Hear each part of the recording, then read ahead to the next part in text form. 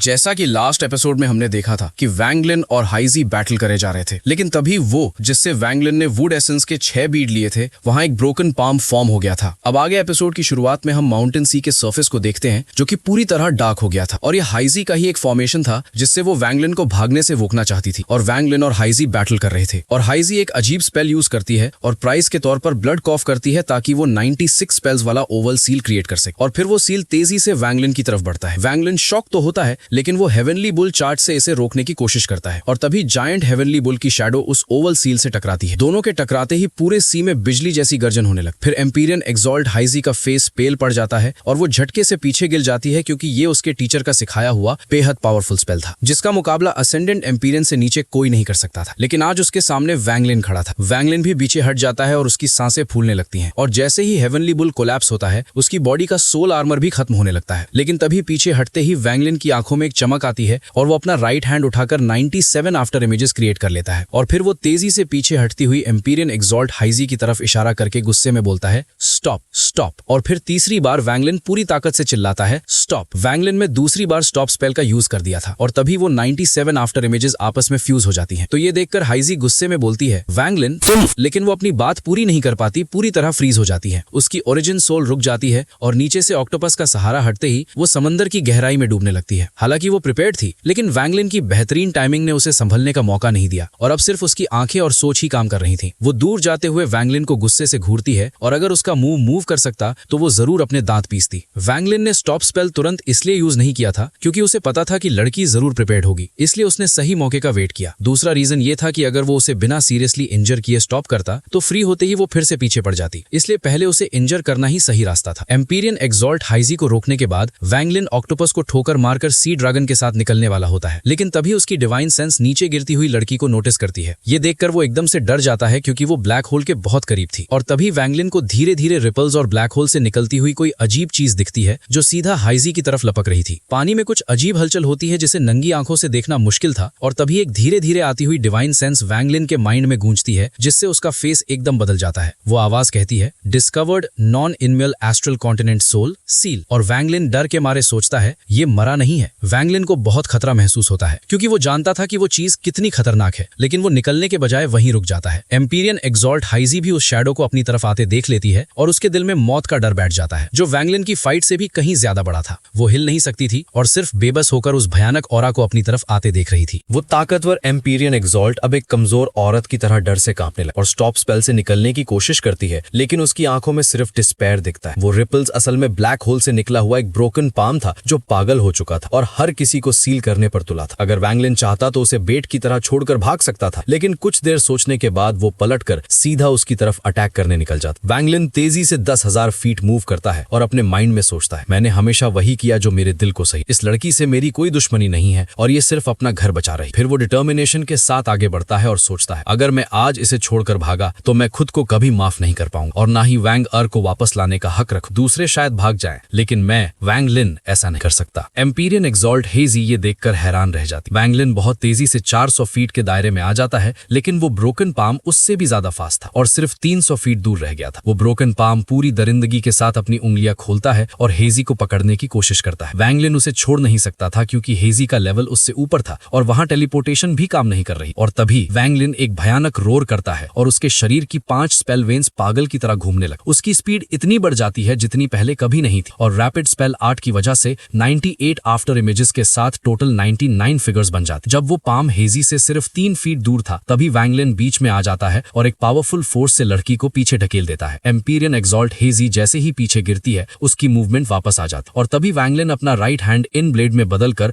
उस broken palm पर chop कर देता है। वो पाम अब हेजी को छोड़कर वैंगलिन पर अटैक करता है, और फिर से वही डिवाइन सेंस गूंजती है, discovered non immaterial astral continent soul seal. और तभी दोनों के बीच एक धमाका होता है और वैंगलिन के मुंह से ब्लड निकलने लगता है, लेकिन तभी हेजी उसे संभाल लेती है और तेजी से उसे सरफेस की तरफ खींचने लगती है। वो ब्रोकन पाम 2 हिस्सों में कटने के बाद भी खत्म नहीं होता, बल्कि तुरंत रिकवर होकर उनका पीछा करने लगता है। पानी में रिपल्स होती हैं और वो पाम इतनी तेजी से आता है कि उनके पास बचने का रास्ता नहीं बचता। तो वैंगलिन अपना लेफ्ट हैंड उठाकर पूरी ताकत से एक पंच मारता है। वैंगलिन के पंच के साथ ही सारी आफ्टर इमेजेस फ्यूज होकर बिजली की तरह पाम से टकराती हैं, और तभी हेजी भी अपना ओवल सील उस पर फेंक देती है। धमाके के साथ सी सर्ज होता है और वो पाम कोलैप्स हो जाता है, लेकिन तभी वो घोंसली लाइट स्टेट में बदलकर वैंगलिन के लेफ्ट हैंड के अंदर घुस जाता है। वो एक लेफ्ट पाम ही था जो अब वैंगलिन के हाथ से जुड़ चुका था। वैंगलिन का फेस दर्द से पेल पड़ जाता है और उसके हाथ पर एक ब्लैक ग्लव जैसा निशान बन जाता है जो उसकी आर्म की तरफ फैल रहा था। हेजी ये देखकर शॉक हो जाती है। वैंगलिन को ऐसा लगता है जैसे उसका हाथ अब उसका नहीं रहा और उसे बहुत घिन आने लग। फिर बिना किसी देरी के वैंगलिन अपनी आंखों में किलिंग इंटेंट लेकर अपनी यिन ब्लेड से खुद का लेफ्ट हैंड काट ले। वांगलिन की इस हिम्मत ने हाइजी को मौका दे दिया और वो तुरंत एक जेट क्रश कर देती है जिससे एक डार्क ब्लू लाइट उन्हें कवर कर लेती है। वो लाइट उन्हें और उनके बीस्ट्स को लेकर सी फ्लोर पर लैंड कर जाती है। बाहर सब कुछ काला था और सिर्फ बाहर से किसी चीज के टकराने की बैंगिंग साउंड्स आ रही थी, लेकिन वो लाइट कर्टन टूटा नहीं। सब कुछ डेड साइलेंट हो गया था। वांगलिन ग्लूमी फेस के साथ आंखें बंद करके बैठ जाता है जबकि दोनों बीस्ट्स एक दूसरे को गुस्से से घूर रहे होते हैं। एम्पीरियन एक्साल्ट हाइजी थोड़ी दूरी पर बैठी वांगलिन को कॉम्प्लिकेटेड नजरों से देख रही होती है क्योंकि वांगलिन ने उसकी जान बचाई थी। फिर वो डर के मारे बोलती है, तुम ठीक हो? मैंने टीचर की दी हुई जेड यूज की है, वो आते ही होंगे। मेरे पास पिल्स हैं, तुम्हारा पाम। वो वांगलिन के पास आती है और एक पिल निकालकर उसके कटे हुए हाथ पर लगाने की कोशिश करती है, लेकिन तभी वांगलिन अपनी आंखें खोलता है और ठंडी आवाज में बोलता है, नो नीड, और वो पीछे हट जाता है और तभी उसके कटे हुए आर्म से ब्लड लाइट निकलती है और उसका लेफ्ट हैंड दोबारा रीग्रो होने लगता है। हाइजी ये देखकर हैरान रह जाती है, लेकिन तभी दोनों की नजर लाइट कर्टन पर पड़ती है जहां एक बहुत बड़ा चेंज हो रहा था और लाइट कर्टन के बाहर वो ब्रोकन पाम जो लगातार बॉम्बार्डिंग कर रहा था वो अचानक लाइट कर्टन से चिपक जाता है। दूर से देखने पर ये ब्रोकन पाम बिल्कुल एक स्टारफिश जैसा दिखता है। लाइट कर्टन के इतने करीब होने की वजह से उस पाम के सेंटर में बना अजीब सा मार्क वांगलिन और एम्पीरियन एक्साल्ट हाइजी को साफ साफ दिखने लगता है, लेकिन सिर्फ इतना देखकर उनके एक्सप्रेशंस नहीं बदलते। उन्हें शॉक तो तब लगता है जब वो पाम इंस्टेंटली एक्सपैंड होने लगता है। पल के झपकते ही वो पाम 1000 फीट और फिर 10,000 फीट बड़ा हो जाता है। वो ब्रोकन आर्म तेजी से ग्रो करता है और देखते ही देखते 100,000 फीट लंबा हो जाता है और पूरे सेमी सर्कल लाइट कर्टन को घेर लेता है। जब ब्रोकन पाम इतना एक्सपैंड हो जाता है कि वो लाइट कर्टन को निगलने लगता है तब लाइट कर्टन बहुत जोर से कांपती है। चारों तरफ रिपल्स उठने लगते हैं और लाइट कर्टन पूरी तरह डार्क हो जाती है। वहां रोशनी का एक कतरा भी नहीं बचता। इतना होने पर भी जब वांगलिन और एम्पीरियन एक्साल्ट हाइजी अपनी कल्टीवेशन की पावर आंखों में गैदर करते हैं तो उन्हें सब कुछ साफ साफ दिखता है। वांगलिन चुपचाप सोचता है और नोटिस करता है कि हवा की वजह से उसके बाल धीरे धीरे उड़ रहे हैं। एम्पीरियन एक्साल्ट हाइजी की आंखें चमकती हैं और वो धीरे धीरे बोलती है, इसने मेरी प्रोटेक्टिव लाइट कर्टन को डिवावर कर लिया है और ये बहुत तेजी से मूव कर रहा है। ये आखिर है क्या? एम्पीरियन एक्साल्ट हाइजी वांगलिन की तरफ देखकर बोलती है। वांगलिन जो 1000 फीट दूर था वो अपने नए उगे हुए लेफ्ट हैंड को गुस्से में देखता है। थोड़ी देर सोचने के बाद वो बोलता है, ये माउंटेन सी ट्री की सील है। एम्पीरियन एक्साल्ट हाइजी का चेहरा पीला पड़ जाता है और वो दुख में स्माइल करती है लेकिन कुछ नहीं बोलती। वो वहीं बैठ जाती है और अंधेरे में चारों तरफ देखती है। पता नहीं वो क्या सोच रही है। वक्त धीरे धीरे गुजरता जाता है। जल्द ही वांगलिन की सोल आर्मर खत्म हो जाती है। सोल आर्मर गायब होने के बाद वांगलिन का दिल बहुत थकान फील करता है। वांगलिन एक गहरी सांस लेता है और ऊपर देखकर बोलता है, मुझे लगता है तुम्हारे टीचर इस जगह को इतनी जल्दी नहीं ढूंढ पाएंगे। इस ब्रोकन पाम ने प्रोटेक्टिव लाइट कर्टन को खा लिया है और अब ये बाहर के हर कॉन्टैक्ट को रोक देगा, बिल्कुल एक सील की तरह। तुम सिर्फ माउंटेन सी ट्री स्पिरिट्स ले सकते थे, तुमने माउंटेन सी ट्री सील को क्यों छेड़ा? ये सील सेलेस्टियल एंसेस्टर ने लगाई थी।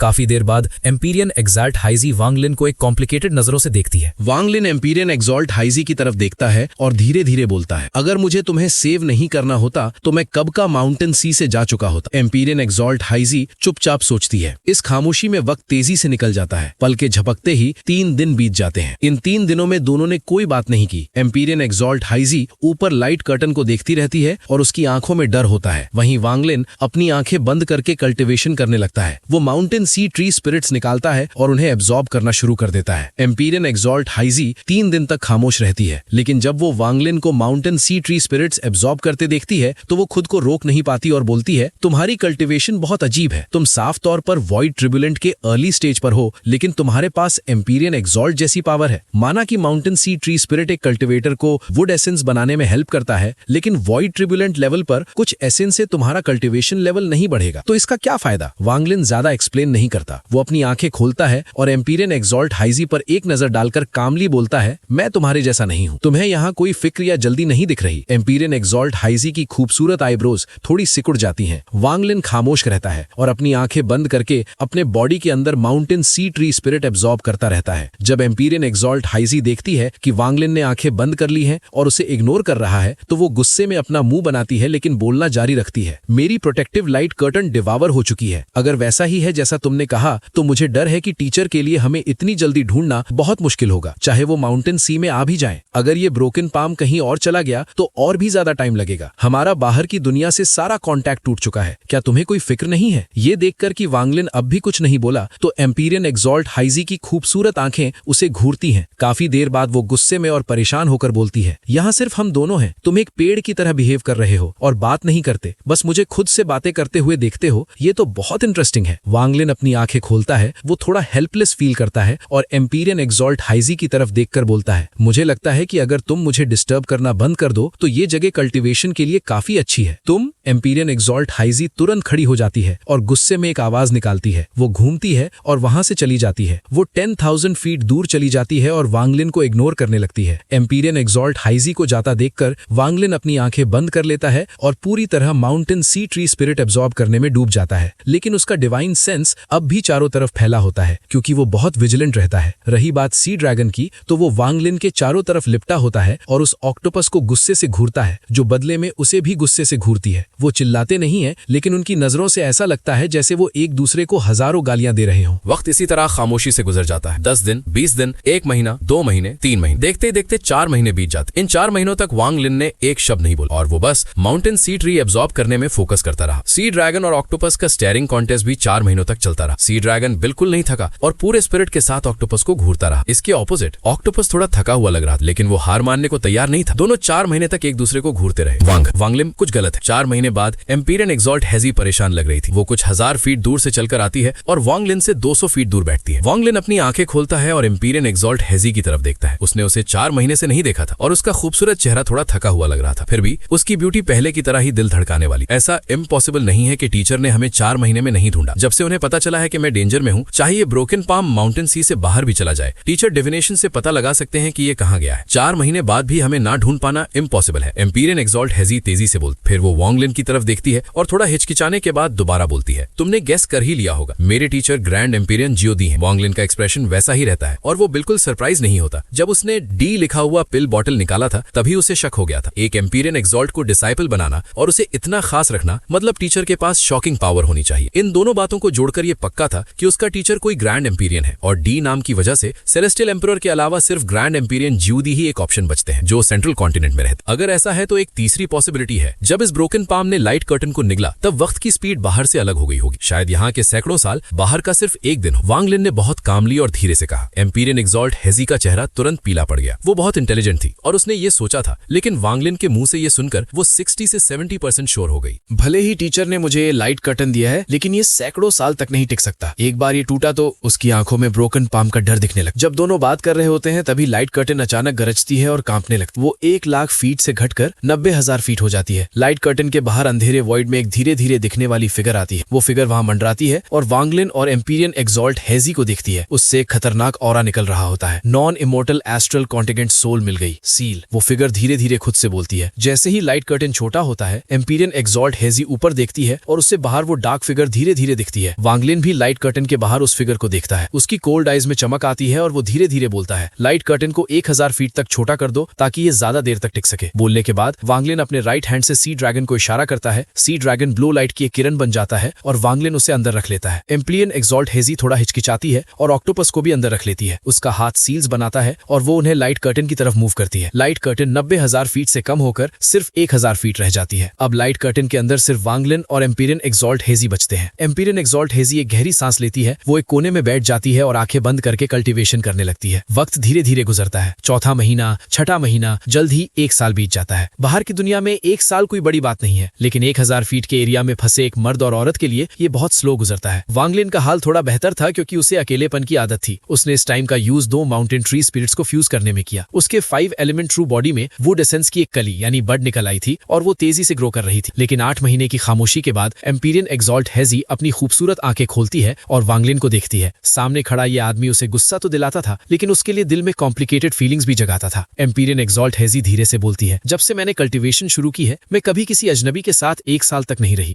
मैं सिर्फ इतना जानती हूँ कि तुम्हारा नाम वांगलिन है क्योंकि तुमने मुझे यही बताया है। तुम किस सेक्ट से आए हो? तो वांगलिन अपनी कल्टीवेशन से जगता है और उसकी आंखों में पुरानी यादें भर जाती हैं। बहुत देर बाद वांगलिन खामोशी से बोलता है, मैं 7 डाउ सेक्ट से आया हूँ। 7 डाउ सेक्ट? एम्पीरियन एग्जॉल्ट हेजी कुछ देर के लिए सोचती है। उसने आज तक जितने भी बड़े और पावरफुल सेक्ट्स के नाम सुने थे, उनमें से ऐसा कोई सेक्ट उसे याद नहीं आता। ईस्टर्न कॉन्टिनेंट 7 डाओ सेक्ट एक बहुत ही छोटा सेक्ट। वांगलिन ठंडी सांस लेता है और अब जब किसी ने उससे उसके सेक्ट के बारे में पूछा तो उसे अपने घर की याद आने लगती है। एम्पीरियन एग्जॉल्ट धीरे से बोलती है, मेरा कोई सेट नहीं नहीं है क्योंकि मैं बचपन से ही टीचर के साथ रही हूँ और मैं एम्परर माउंटेन पर बड़ी हुई हूँ। एम्परर माउंटेन बहुत सुंदर है और इस सीजन में वहाँ हर तरफ लाल पत्ते होते हैं, जैसे पूरे पहाड़ पर आग लगी हो। अगर तुम्हें कभी मौका मिले तो तुम्हें एम्परर माउंटेन जरूर देखना चाहिए। दोनों बातें करते हैं और तभी उस 1000 फुट के एरिया में एक अजीब सा माहौल बन जाता है। तुम्हारी एम्पीरियन एक्सॉल्ट जैसी पावर देखकर मुझे लगता है कि साउदर्न कॉन्टिनेंट के ग्रैंड एम्पीरियन डाउई ने तुम्हें अपने साथ जुड़ने के लिए जरूर कहा होगा। क्या तुम मान गए? वांग लिन अपना सर हिला देता है। ये सुनकर एम्पीरियन एक्सॉल्ट हाइजी मुस्कुराती है और अपनी पलकें झपक कर धीरे से बोलती है, मेरी टीचर बहुत अच्छे इंसान है, तुम उनके साथ क्यों नहीं जुड़ जाते? मैं अभी इस बारे में नहीं सोच रहा। तुम्हें कल्टीवेशन करते हुए कितना वक्त हो गया? एम्पीरियन एक्सॉल्ट हाइजी अचानक पूछती है। शायद तुमसे ज्यादा वक्त नहीं हुआ, वांग लिन थोड़ा परेशान होकर सोचता है। जब एम्पीरियन एक्सॉल्ट हाइजी ये सुनती है तो वो अपना मुंह ढंककर हंसने लगती है और ये पहली बार था जब उसने ऐसा किया था। तुम्हारे पास इस लेवल पर भी एम्पीरियन एक्सॉल्ट जैसी पावर है, लेकिन तुम्हें यहाँ से निकलने की कोई जल्दी नहीं है। इसका मतलब यह है कि तुम्हारा कोई डाव पार्टनर नहीं, वरना ऐसा हो ही नहीं सकता था कि तुम्हें उनकी फिक्र ना हो। एम्पीरियन एक्सॉल्ट हंसते हुए बोलती है। वांग लिन फिर से गुस्से में देखता है और उस खूबसूरत औरत को नोटिस करता है और धीरे धीरे उसे महसूस होता है कि उसमें कुछ अजीब है जो पहले जैसा नहीं लग रहा। हम दोनों यहाँ फंसे हुए हैं और तुमने मुझे अकेला नहीं छोड़ा, तो क्यों ना तुम्हारी ये बिग सिस्टर तुम्हें किसी से मिलवाए। एम्पीरियन एक्सॉल्ट हाइजी इस बात में बहुत इंटरेस्ट लेती है और वांग लिन को ध्यान से चेक करती है। दिखने में नॉर्मल है लेकिन इसका टेम्परामेंट यूनिक है, बुरा नहीं है। कल्टीवेशन लेवल ऑर्डिनरी है लेकिन कॉम्बैट पावर एम्पीरियन एक्सॉल्ट जैसी है, बहुत बढ़िया। ओवरऑल काफी सही है और एक बार हम यहाँ से निकल जाएं तो ये बिग सिस्टर तुम्हारे लिए एक डाव पार्टनर ढूंढने में मदद करेगी। एम्पीरियन एक्सॉल्ट हाइजी की आंखें चमकती हैं और वो वांग लिन को देखते हुए अपने होठों को हिलाती है। वांग लिन की आंखें गुस्से से चमकती हैं और कोल्ड आइस के साथ बोलता है, अपना ये चार्म स्पेल बंद करो। एम्पीरियन एक्सॉल्ट हाइजी गुस्से में कुछ बोलने वाली होती है और तभी वांग लिन की आंखों से एक सुनहरी रोशनी निकलती है और वो बहुत मजेस्टिक लगने लगता है और उसकी नजरों से एक दबाव महसूस होता है और इस डर से एम्पीरियन एक्सॉल्ट हाइजी कुछ नहीं बोल पाती। अगर यहाँ फंसे रहने की वजह से तुम्हारा बात करने का मन है तो मैं किसी को भेजता हूँ तुमसे बात करने के लिए। वांग लिन के बोलते ही उसके शरीर से एक परछाई निकलती है और उसका slaughter thunder essence true body बाहर निकलकर उन दोनों के बीच बांट जाता है। मेरे अवतार से बात करो, मेरी कल्टीवेशन में डिस्टर्ब मत करना। वांग लिन की आंखों में किलिंग इंटेंट दिखता है और वो उठकर एम्पीरियन एक्सॉल्ट हाइजी से सबसे दूर एक कोने में चला जाता है और वहां बैठकर तीसरे माउंटेन सी ट्री स्पिरिट को रिफाइन करने के लिए आंखें बंद कर लेता है। एम्पीरियन एक्सॉल्ट हाइजी हैरान हो जाती है क्योंकि उसने सोचा नहीं था कि वांग लिन ऐसा रास्ता निकालेगा और वो गुस्से में उस slaughter thunder essence true body को देखती है जो उसे ठंडी नजरों से घूर रहा था और फिर वो एक ठंडी सांस भरकर खुद भी कल्टीवेशन करने लगती है। एम्पीरियन एक्सॉल्ट हाइजी में कुछ तो अजीब है। जब वांग लिन का असली शरीर बैठकर कल्टीवेशन करने लगता है तो वो उसे देखता है और उसकी आंखें थोड़ी सिकुड़ जाती हैं। पहले मुझे लगा था कि उस ब्रोकन पाम में कुछ बदलाव आया है जिसकी वजह से वो पहले मेरे बजाय उस पर अटैक करने गया, लेकिन अब देखकर लगता है कि कोई राज है। एम्पीरियन एक्सॉल्ट हाइजी में बदलाव बहुत अजीब, लेकिन वांग लिन को एक शरीर में दो सोल्स जैसा कुछ नोटिस नहीं होता और इसलिए उसने अपनी आंखों में सेलेस्टियल एंसेस्टर की सोर्ड का यूज किया पर वहां भी कुछ नहीं मिला। पहले एम्पीरियन एक्सॉल्ट हाइजी मुझे नॉर्मल लग रही थी लेकिन अभी वो थोड़ी ज्यादा ही खुलकर बात कर रही थी। वांग लिन थोड़ा सोचता है और फिर इस बात को साइड में रखकर माउंटेन सी ट्री स्पिरिट को अपने अंदर सोखने में डूब जाता है। देखते ही देखते 3 साल गुजर जाते हैं। इन 3 सालों में वांग लिन ने एम्पीरियन एक्सॉल्ट हाइजी को पूरी तरह इग्नोर किया और वो बस स्पिरिट्स को एब्जॉर्ब करता रहा जिससे उसके शरीर में वुड एसेंस बढ़ता गया और 3 साल बाद उसने 4 स्पिरिट्स एब्जॉर्ब कर लिए थे और उसका वुड एसेंस स्मॉल कंप्लीशन तक पहुंच गया था। वांग लिन की स्किन पर हरे रंग के निशान बन गए थे जो पेड़ों की लकीरों जैसे लग रहे थे। इस वजह से वांग लिन थोड़ा अजीब दिख रहा था। इन 3 सालों में एम्पीरियन एक्सॉल्ट हाइजी ने एक लफ्ज भी नहीं बोला और वो भी वांग लिन की तरह कल्टीवेशन में डूबी रही और कभी कभी उसके चेहरे के एक्सप्रेशंस बदलते थे और पता नहीं वो कौन सा स्पेल प्रैक्टिस कर रही थी। इस बीच बाहर से हर थोड़ी देर में बिजली कड़कने जैसी आवाज आती थी जैसे कोई बहुत बड़ी फोर्स उस रोशनी की दीवार पर अटैक कर रही हो और वक्त के साथ ये आवाज बढ़ती गई। वो 1000 फुट की लाइट कर्टन पिछले 3 सालों में छोटी होने लगी थी। 3 साल खत्म होने के चौथे महीने में बिजली कड़कने की आवाज पहले से कहीं ज्यादा तेज हो गई और इससे वांग लिन की कल्टीवेशन टूट गई और उसने ऊपर देखा। ऊपर देखते ही उसके एक्सप्रेशन बदल गए और वो आगे बढ़ा और जैसे ही वो आगे बढ़ा वो 1000 फुट की लाइट कर्टन अचानक सिकुड़ गई। वो लगभग आधी रह गई थी, सिर्फ 500 फीट। एम्पीरियन एक्सॉल्ट हाइजी की भी नींद खुल गई और वो भी आगे बढ़ी। वो शोर लगभग आधे घंटे तक चला और फिर धीरे धीरे शांत हो, लेकिन अब लाइट कर्टन सिर्फ 500 फीट रह गई थी और अब वांग लिन और एम्पीरियन एक्सॉल्ट हाइजी एक दूसरे के बहुत करीब आ गए थे। लगता है ये लाइट कर्टन 10 साल भी नहीं चल पाएगी। मैंने उस ब्रोकन पाम से बचने के लिए इसे छोटा किया था लेकिन फिर भी 3 साल में ये 500 फीट रह गई है। अगर ये पहले की तरह 1 लाख फीट होती तो शायद अब तक टूट चुकी होती। एम्पीरियन एक्सॉल्ट हाइजी का बोलने का ढंग अब बदलकर पहले जैसा नॉर्मल हो गया था। मुझे डर है कि जल्द ही ये 500 फीट का एरिया और सिकुड़ जाएगा और ये दीवार खत्म हो जाएगी। एम्पीरियन एक्सॉल्ट हाइजी परेशानी में बोलती है। वांग लिन की आंखों में ठंडक आ जाती है और वो ऊपर देखता है जहां अंधेरे में एक धुंधली परछाई छिपी हुई थी और वो परछाई भी उसे ही देख रही थी। जैसे ही उनकी नजरें मिली वांग लिन का दिल कांप उठा क्योंकि उस परछाई की नजरों में एक अजीब सी फोर्स थी जो उसका ध्यान अपनी तरफ खींच खींच रही थी और उसके शरीर में बेचैनी भर रही थी। वैंगलिन की आंखें चमकती हैं और वो तुरंत होश में आ जाता है। वो अब भी हमें घूर रहा है, हमारी हर मूवमेंट पर नजर रख रहा है और वो 3 साल से यही कर रहा है। एम्पेरियन एग्जॉल्ट हाइजी की आंखों में डर दिखता है। वैंगलिन धीरे से बोलता है, वो एक ब्रोकन पाम है, लेकिन वो हाथ किसका है? वैंगलिन की आंखें चमकती हैं और वो हैरान एम्पेरियन एग्जॉल्ट हाइजी को छोड़कर ऊपर की तरफ उड़ने लगता है। वैंगलिन को अचानक जाते देख एम्पेरियन एग्जॉल्ट हाइजी फिक्र करने लगती है और वो भी पीछे आने वाली होती है। ऊपर मत आओ, और अगर तुम्हें लगे कि मेरे साथ कुछ गलत हो रहा है तो मुझे तुरंत जगाना। वैंगलिन ने पीछे मुड़कर नहीं देखा, लेकिन उसकी आवाज हाइजी के दिमाग में गूंजी। एम्पेरियन एग्जॉल्ट हाइजी रुक जाती है और वैंगलिन को ऊपर जाते हुए देखती है और उसे वो वक्त याद आता है जब वैंगलिन ने उसके लिए अटैक रोका था। वैंगलिन तुरंत लाइट कर्टन के किनारे तक पहुंच जाता है और उससे सिर्फ 3 फीट दूर होता है, और जैसे ही वो पास जाता है बाहर की धुंधली परछाई भी उसकी तरफ बढ़ती है। बाहर की वो धुंधली परछाई भी दीवार से 3 फीट रुक जाती है और अब वैंगलिन और उसके बीच सिर्फ 6 फीट का गैप था। वो एक ऐसा चेहरा था जिस पर स्किन नहीं थी, पूरा खून से लथपथ और बहुत डरावना, लेकिन उसमें एक अजीब सी मेजेस्टी थी। पर वो पूरी बॉडी धुंधली थी, सिर्फ लेफ्ट हैंड बिल्कुल असली लग रहा था क्योंकि उस पर स्किन थी। उस चेहरे को धीरे धीरे देखने के बाद वैंगलिन हैरान हो जाता है और उसे अपनी आंखों पर यकीन नहीं आता और ऐसा लगता है जैसे उसके दिमाग में हजारों बिजलियां एक साथ कड़की हो और उसका शरीर कांपने लगता है। उस धुंधले चेहरे की आंखों से एक अजीब सी रोशनी निकलती है जो वैंगलिन की आंखों के पार जाने लगती है। वैंगलिन का दिमाग चकरा जाता है और वो बेहोश होने लगता है और उसके दिमाग में वो नजरें 2 हमेशा रहने वाली आंखों में बदल जाती हैं, जिनमें एक अजीब सी आवाज थी जो उसके दिमाग में गूंजने लगती है, आओ आओ आओ। जैसे ही वो आवाज गूंजी, वैंगलिन के शरीर से एक तेज हार्ट बीट निकलती है जो उस आवाज का सामना करती है और वैंगलिन अचानक होश में आता है और उसे एम्पेरियन एग्जॉल्ट हाइजी की चीखने की आवाज सुनाई देती है और वो उसके पास पहुंच रही होती है। मैं ठीक हूँ, वैंगलिन धीरे से बोलता है और वो लाइट कर्टन से सिर्फ 1 फुट दूर था और बस 1 कदम और वो बाहर होता। जैसे ही वैंगलिन होश में आया, उस धुंधली परछाई ने एक दहाड़ मारी और पूरी ताकत से दीवार पर अटैक किया, जिससे दीवार चमकने लगी पर टूटी नहीं। Celestial ancestor. वैंगलिन की नजरें दीवार के पार उस परछाई पर टिक जाती हैं जो पागलों की तरह अटैक कर रही थी। बाहर जो फिगर था उसके चेहरे पर कोई स्किन नहीं थी और वो सिर्फ फ्लैश और ब्लड से बना था, लेकिन वैंगलिन ने फायर वेन को अब्सॉर्ब करते वक्त सेलेस्टियल एंसेस्टर द्वारा हेवनली बुल को सील करने का शॉकिंग सीन पहले ही देख लिया था और उस धुंधले फिगर का चेहरा सेलेस्टियल एंसेस्टर के चेहरे से बिल्कुल मिलता जुलता था। और तभी वो धुंधला फिगर जोर से चिल्लाता है और लाइट कर्टन पर रिपल्स फैलने लगती हैं। फिर वैंगलिन का चेहरा ग्लूमी हो जाता है और वो पीछे ग्राउंड की तरफ चला जाता है और उस इम्पैक्ट के अंडर वो 500 फुट का लाइट कर्टन ट्रेम्बल करता है और एक बार फिर श्रिंक हो जाता है। वो 500 फीट से श्रिंक होकर 300 फीट का हो जाता है और इस वजह से वैंगलिन और एम्पेरियन एग्जॉल्ट हाइजी एक दूसरे के और भी पास आ जाते हैं। फिर वो धुंधला फिगर आधे घंटे तक लाइट कर्टन पर स्मैश करता रहता है और फिर धीरे धीरे शांत हो जाता है और वो वैंगलिन और एम्पेरियन एग्जॉल्ट हाइजी को घूरता है और फिर पीछे अंधेरे में चला जाता है और एम्पेरियन एग्जॉल्ट हाइजी अपने लोअर लिप को दातती है और ऊपर लाइट कर्टन की तरफ देखती है और कुछ देर बाद एम्पेरियन एग्जॉल्ट हाइजी ग्लूमी इमोशन के साथ बोलती है, ये लाइट कर्टन ज्यादा देर तक नहीं टिकेगा। फिर वैंगलिन शांति से सोचता है, उसने जो धीरे धीरे देखा था उससे उसे फील होता है कि उस ब्रोकन पाम में जरूर कोई सीक्रेट छुपा है और अगर ऐसा नहीं है तो सेलेस्टियल एंसेस्टर यहाँ क्यों आते। और तभी वैंगलिन की आंखें चमक उठती हैं और वो एम्पेरियन एग्जॉल्ट हाइजी की तरफ देखता है। फिर वैंगलिन काम इमोशन के साथ बोलता है, तुम्हारे टीचर ग्रैंड एम्पेरियन जीओडी हैं, तो क्या तुमने सेलेस्टियल एंसेस्टर के बारे में सुना है। फिर एम्पेरियन एग्जॉल्ट हाइजी कंफ्यूजन के साथ बोलती है, सेलेस्टियल एंसेस्टर, और वो वैंगलिन की तरफ देखती है। जब वैंगलिन ने उस फिगर को सेलेस्टियल एंसेस्टर के रूप में रिकॉग्नाइज किया था तो उसने इस बारे में सोचा जरूर था पर जोर से बोला नहीं था, इसलिए एम्पेरियन एग्जॉल्ट हाइजी को नहीं पता था कि वैंगलिन ने क्या देखा है। फिर एम्पेरियन एग्जॉल्ट हाइजी सोचने वाले इमोशन के साथ अपनी बात धीरे धीरे पूरी करती है। जब ये बातें वैंगलिन के कानों में आती हैं तो वो शांत रहता है पर गहराई से सोचने लगता है। फिर वैंगलिन अपने दिमाग में सोचता है, शायद ये ब्रोकन पाम सेलेस्टियल एंसेस्टर का ही है। अगर ऐसा है तो सेलेस्टियल एंसेस्टर का लेफ्ट हैंड किसने काटा। और सेलेस्टियल एंसेस्टर के स्वॉर्ड के कोलैप्स होने के बारे में भी बहुत सारी रूमर्स हैं। तो क्या स्वॉर्ड का कोलैप्स होना इस ब्रोकन पाम से रिलेटेड हो सकता है। लेकिन ये ब्रोकन पाम माउंटेन सी ट्री सील के अंदर क्यों, और ये सील तो न जाने कितने सालों से यहाँ है। ग्रैंड एम्पेरियंस ने इसको बहुत पहले ही नोटिस कर लिया होगा, पर अभी ये क्यों मूव हुआ। और ये एरिया तो ग्रैंड एम्पेरियन डाओई का है, तो उनके ग्रैंड एम्पेरियन के कल्टिवेशन लेवल के होते हुए ये कैसे हो सकता है कि उन्हें इस बात का पता ना हो, या फिर शायद।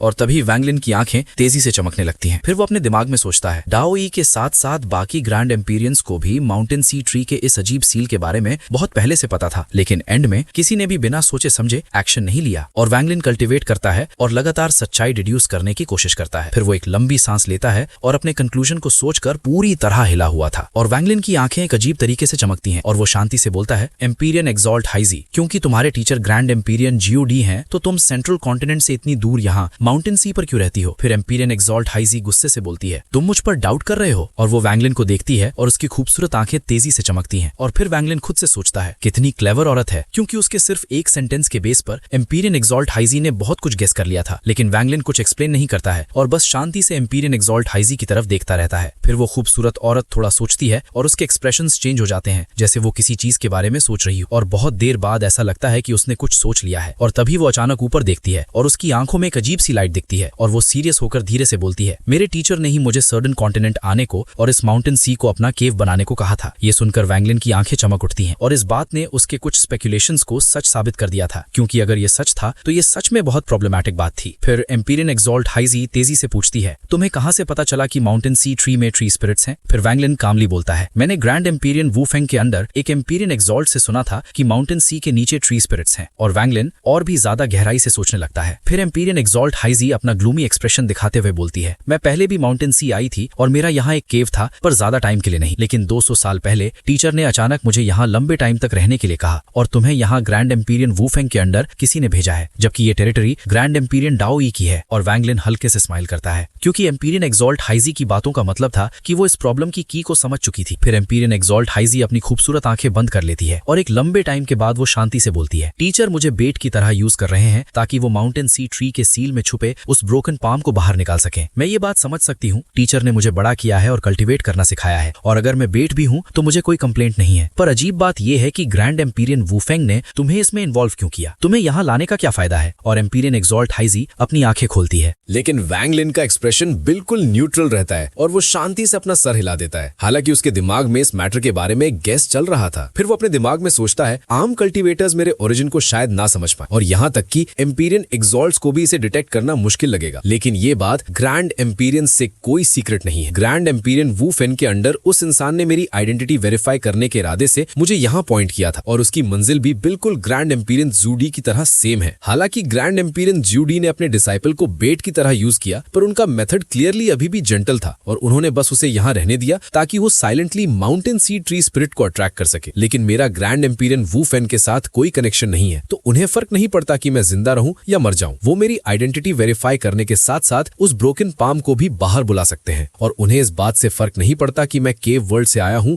या नहीं, बल्कि उन्हें इस बात से मतलब है कि क्या मैं एक एंशिएंट कंट्री कल्टीवेटर हूं। वैंगलिन ने लगभग 3000 सालों तक कल्टीवेट किया था और स्पेशली केव वर्ल्ड में उसने अपने एनालिसिस और डिडक्शन के बेस पर एक के बाद एक क्राइसिस को रिजॉल्व कर दिया था। हालांकि उसका दिमाग इतना डेमोनिक नहीं था, पर उसके पास एक ऐसा माइंड था जो क्लूज को एक साथ जोड़कर सच्चाई को डिड्यूस कर सकता था। फिर वो सोचता है, मुझे बस ये नहीं पता कि इस सब में ग्रैंड एम्पीरियन दाओई का क्या रोल है। और वैंगलिन का सर नीचे झुका होता है और उसकी आंखों में एक कोल्ड आइज वाली ठंडक और किलिंग इंटेंट का फ्लैश दिखता है। क्योंकि टीचर ने गुई सेक्ट को ये बताने की हिम्मत की थी, तो मुझे यकीन है कि वो लोग इस इन्फॉर्मेशन को लीक नहीं करेंगे और इस वीकनेस को छोड़कर कोई नहीं जानता होगा कि मैं ग्रैंड एम्पीरियन स्यून लॉ का अकेला डिसाइपल हूँ। जब तक मैं अपनी आइडेंटिटी रिवील नहीं करता तब तक सब ठीक रहेगा, भले ही मैं केव वर्ल्ड से आया हूँ। चलो थोड़ी देर और वेट करते हैं, आखिर ये सिर्फ मेरा स्पेकुलेशन ही तो है। और वैंगलिन सोचता है और एम्पीरियन एक्सॉल्ट हाइजी को देखता है। उस खूबसूरत औरत की आंखें बंद थीं और उसके चेहरे पर कुछ भी रिवील नहीं हो रहा था। फिर वो आगे सोचता है, अगर ग्रैंड एम्पीरियन जीयूडी सच में इसे बेट की तरह यूज कर रहे हैं तो इसमें जरूर कोई अजीब बात है। और वैंगलिन अपने पहले वाले स्पेकुलेशंस के बारे में सोचता है और अब वो और भी ज्यादा कॉन्फिडेंट था, लेकिन उसे अभी भी कुछ डाउट्स थे, जैसे उस ब्रोकन पाम का सेलेस्टियल क्लैन के साथ कैसा सीक्रेट जुड़ा है जिसने इतने सारे ग्रैंड एम्पीरियंस का फोकस अपनी तरफ अट्रैक्ट कर लिया है। फिर वैंगलिन अपनी नजरें हटा लेता है और वापस से माउंटेन सी ट्री स्पिरिट को एब्जॉर्ब करने पर अपना फोकस लगा देता है, क्योंकि अब चाहे जो भी हो जाए अपने खुद के कल्टीवेशन लेवल को बढ़ाना ही फ्यूचर में हर किसी चीज से डील करने का मेन रास्ता था। और एक बार फिर उस शांति में वक्त आगे बढ़ने लगता है और देखते ही देखते 3 साल और गुजर जाते हैं और पिछले सालों को मिलाकर अब वैंगलिन और एम्पीरियन एक्सॉल्ट हाइजी को यहाँ फंसे हुए पूरे 7 साल हो गए थे। इन 3 सालों में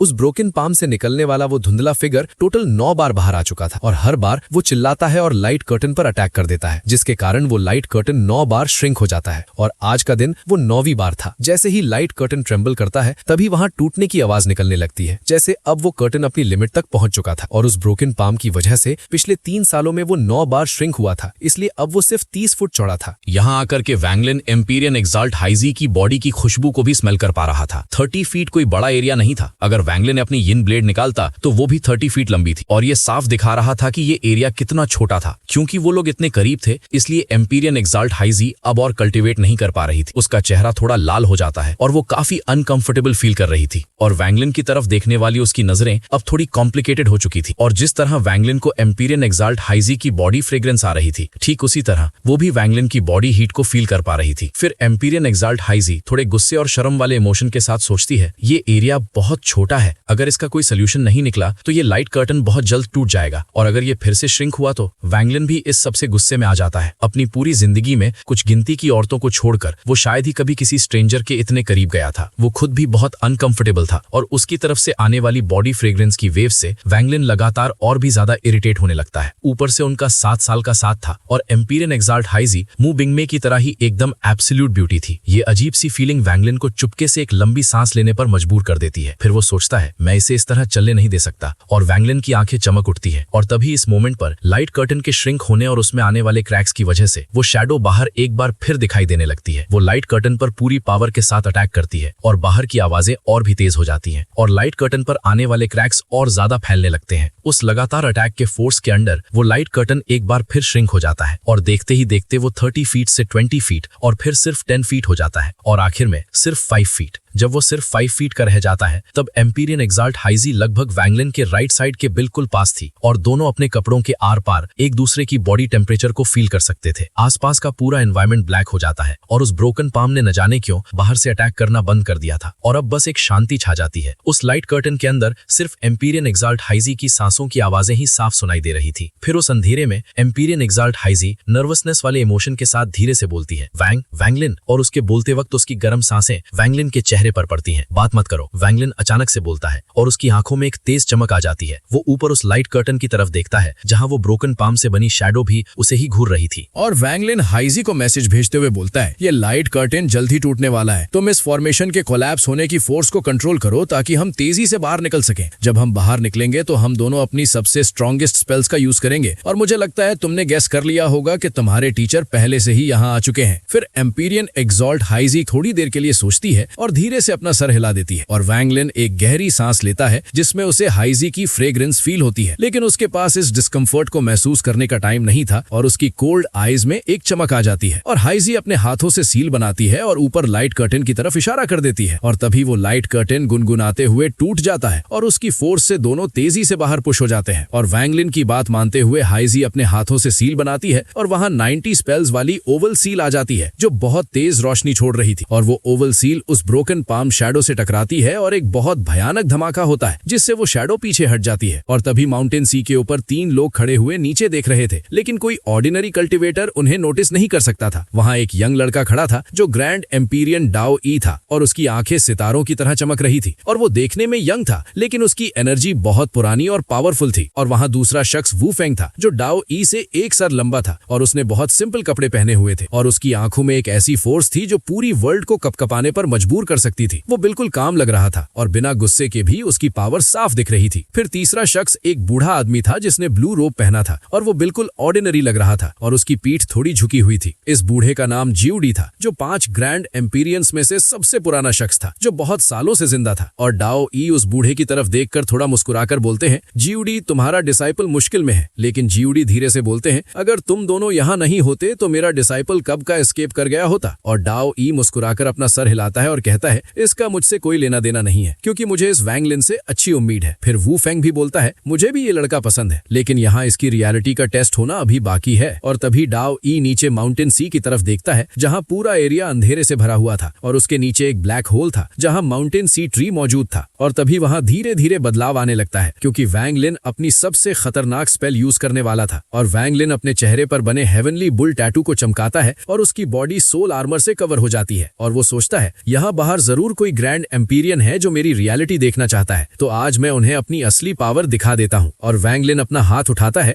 तभी पूरी वर्ल्ड का कलर बदल जाता है और उस अंधेरे में एक सुनहरा सन निकलने लगता है और उस सन से निकलने वाली गोल्डन लाइट उस अंधेरे को चीर देती है और वैंगलिन उस सन के अंदर से बाहर निकलता है। और वैंगलिन अपनी आंखें खोलता है और उसकी ये संडर्ड नाइट स्पेल एक फेथ स्पेल में बदल जाती है क्योंकि उसमें वैंगलिन का फेथ शामिल था। और वैंगलिन अपनी किलिंग इंटेंट के साथ बोलता है, मैं बिलीव करता हूँ कि ये अंधेरा मिट जाएगा और मेरे सारे दुश्मन बिखर जाएंगे। और तभी वो सुनहरी रोशनी उस ब्रोकन पाम शैडो को चीर देती है और वो शैडो इंजर होकर पीछे हटने लगती है। वो रोशनी इतनी तेज थी कि वो माउंटेन सी के बॉटम से होती हुई सीधा डाओ ई, वू फंग और जियो दी की आंखों तक पहुंच जाती है। और डाओ ई हैरान होकर बोलते हैं ये तो एक फेथ स्पेल है, और वू फंग भी शॉक होकर बोलते हैं ये सिर्फ एक एम्पीरियन एक्सॉल्ट है, लेकिन इसके पास इतनी फेथ पावर है। लेकिन तभी बूढ़ा जियो दी अपना हाथ उठाता है और नीचे पानी की तरफ इशारा करता है, और तभी वहां एक बहुत बड़ा फिंगर बनता है और वो उस ब्रोकन पाम से टकराता है, जिससे एक भयानक धमाका होता है और वांग लिन बिना रुके वहां से तेजी से निकल जाता है और हैजी भी उसके पीछे भागती है। लेकिन वो शैडो गुस्से में उन ग्रैंड एम्पीरियंस की तरफ बढ़ती है और जियो दी उनके बीच में खड़ा हो जाता है और हैजी एक कॉम्प्लिकेटेड एहसास के साथ वांग लिन को जाते हुए देखती है और वांग लिन की फिगर अचानक माउंटेन सी के एज पर अपीयर हो जाती है और एक स्टेप के साथ वो वर्ल्ड के साथ मर्ज होकर डिसअपीयर हो जाता है। और फिर जब वांग लिन माउंटेन सी कॉन्टिनेंट से बहुत दूर निकल जाता है तो वो माउंटेन सी फॉरेस्ट कॉन्टिनेंट के एक एंशिएंट पाइन फॉरेस्ट के ऊपर अपीयर होता है। वो फॉरेस्ट के ऊपर फ्लोट करता है और अपने पीछे देखता है। पहले उसने ब्रोकन पाम को अवेकन करने के लिए संडर्ड नाइट का यूज किया था, फिर वो बिना किसी हेजिटेशन के वहां से एस्केप कर जाता है। लेकिन जब वो बाहर आता है तो उसको धीरे धीरे 3 पावरफुल ऑराज फील होती हैं जो उस वर्ल्ड को ब्रेक कर सकती थी, और उसकी पहले की स्पेकुलेशंस के साथ ये गेस करना बिल्कुल मुश्किल नहीं था कि वो लोग कौन थे। और तभी वांग लिन पाइन ट्री के ऊपर बैठ जाता है और एक डीप ब्रेथ लेता है। यहाँ का वर्ल्ड बहुत बड़ा था और उस लाइट कर्टन के अंदर से कहीं ज्यादा कंफर्टेबल था। और फिर वांग लिन की आंखें चमक उठती हैं और वो सोचता है उस ब्रोकन पाम के साथ जरूर कोई सीक्रेट छिपा है और मुझे इस माउंटेन सी ट्री के ट्रिप पर बहुत कुछ मिल गया है। स्पिरिट्स के अलावा मुझे सेलेस्टियल एंसेस्टर्स स्वॉर्ड का एक फ्रैगमेंट भी मिल गया है और उसके हाथ में एक गोल्डन लाइट का हिंट दिखता है। और वो आगे सोचता है मैं इसको एम्पीरियन एक्सॉल्ट हैजी की लाइट कर्टन के अंदर अब्सॉर्ब नहीं कर पाया था, लेकिन अब जब मैं फ्री हूं तो मैं इसको जल्द से जल्द अपनी आंख वाले फ्रैगमेंट के साथ फ्यूज कर दूंगा। वांग लिन ने पहले सोचा था कि ग्रैंड एम्पीरियंस उससे क्या पूछेंगे, लेकिन क्योंकि उन्होंने उसको जाने दिया था इसका मतलब यही था कि उसने उनका टेस्ट पास कर लिया था। और तभी एक फ्लैश में वांग लिन की बॉडी ब्लर हो जाती है और धीरे धीरे नीचे एक पाइन ट्री के साथ फ्यूज हो जाती। उस एंशिएंट ट्री के अंदर वांग लिन बैठ जाता है और अपने लास्ट 2 माउंटेन सी ट्री स्पिरिट्स बाहर निकाल लेता है।